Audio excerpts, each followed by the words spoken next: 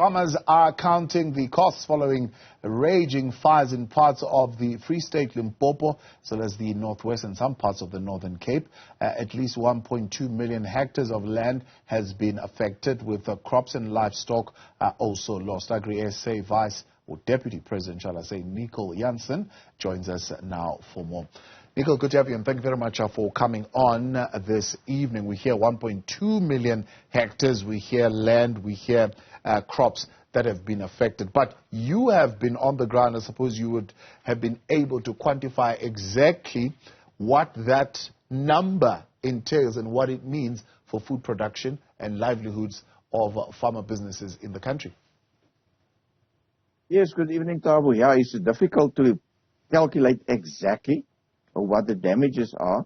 Around the area that has been affected is around about 1.2 till to 1.8 million hectares in the Northern Cape, Northwest, as you rightly stated, Limpopo and Free State.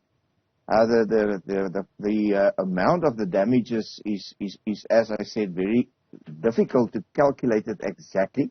It depends on are we going to have early summer rains. So the grazing is gone, and what is the value of that grazing?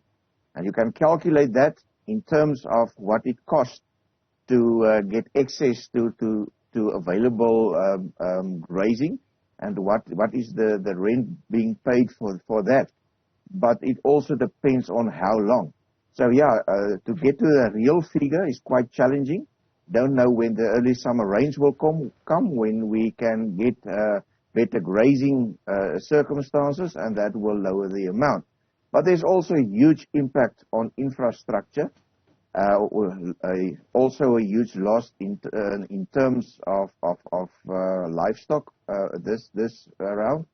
And yeah, it's really a devastating sight to see the big areas that has been burned down, livestock that is dead, and unfortunately we also lost 5 lives in Northwest due to this raging field fire. Yeah. What is the worst case scenario, for example, if we don't get good rains and the drought persists in areas where there's currently challenges? Yeah, the worst case scenario is that farmers will be financially challenged extremely. You lost a big part of your farm or all the grazing. You can accommodate the livestock somewhere else for a short term, but it can't be permanently or on a longer base. So financially, it's devastating for the farming sector. Furthermore, the damages in infrastructure is not easy to replace. It's been built up over decades or a long period, and it's financially not viable to restore the infrastructure damages in terms of fences, etc. So for the farming industry or for the farming sector, it's definitely a huge loss. And we really hope that we can get early summer rains that will soften the loss. But otherwise, we'll have really financial challenges within the agricultural sector. As organized agriculture, you've done your bit. You've distributed some 1.6 million rands to affected farmers. What is that for? Yeah, Tabu, that is really a small amount that have to be divided by the provinces so that they can try to assist the farmers with the immediate need.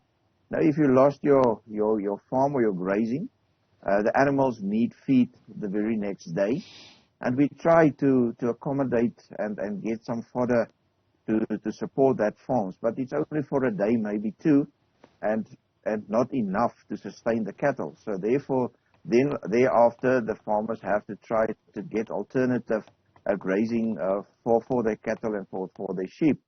Furthermore, we use the finances to support the ground teams with fire equipment, for protective gear, for training, also for the local communities, so that they can assist in try to manage those field fires.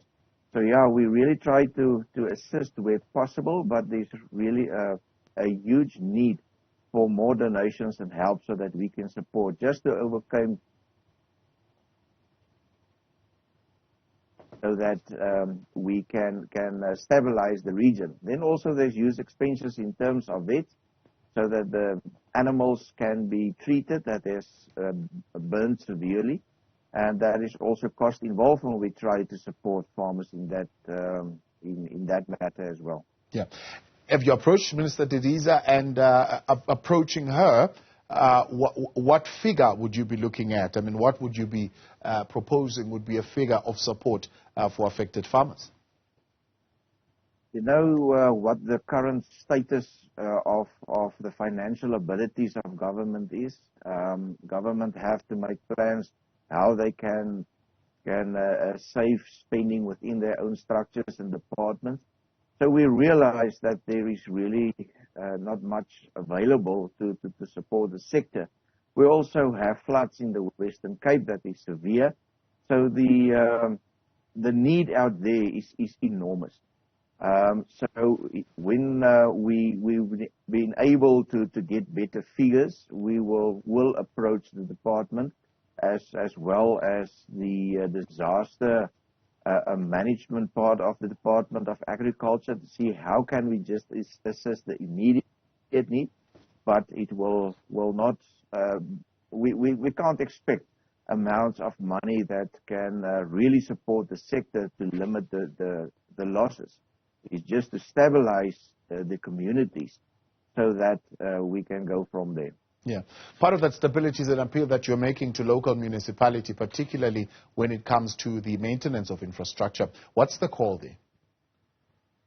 Yeah, that is the real concern. On this stage, the Department of Public Works and local municipalities really struggle to keep the infrastructure intact without damages like this.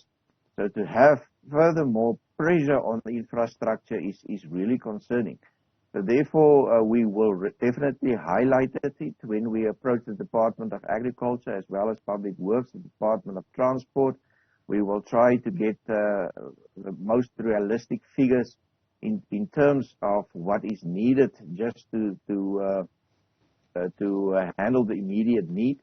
And we will approach the departments and see how they can assist, so that we can try to stabilize the economy of these local communities. Yeah, definitely calculate it as soon as it's possible and have actual figures so that we can work with that.